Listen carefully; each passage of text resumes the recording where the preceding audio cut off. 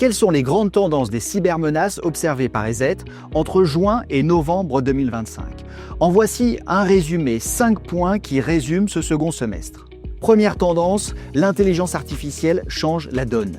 Les cybercriminels ne se contentent plus de tester les capacités de l'IA, ils passent à l'action. Nous avons vu apparaître Promptlock, le premier ransomware basé sur l'intelligence artificielle et capable de générer automatiquement des scripts malveillants. Et ce n'est qu'un début, car l'intelligence artificielle sert également à créer des deepfakes ultra réalistes, des sites d'hameçonnage, ainsi que des publicités éphémères pour contourner les méthodes de détection.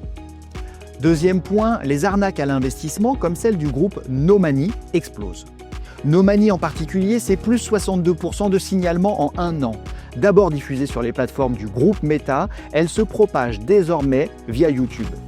Leurs techniques sont efficaces et redoutables. Ils créent des deepfakes bluffants et des campagnes publicitaires furtives.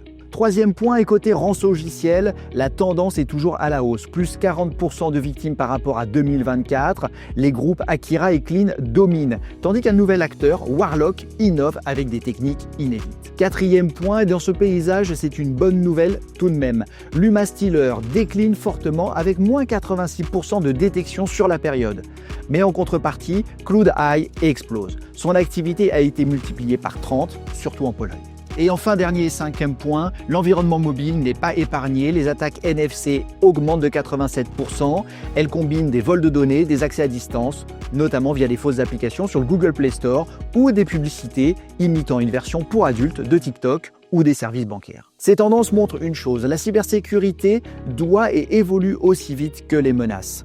Pour en savoir plus, consultez le rapport complet en accès libre sur notre site welivesecurity.com. Il est disponible à la fois en anglais et en français. Bonne lecture.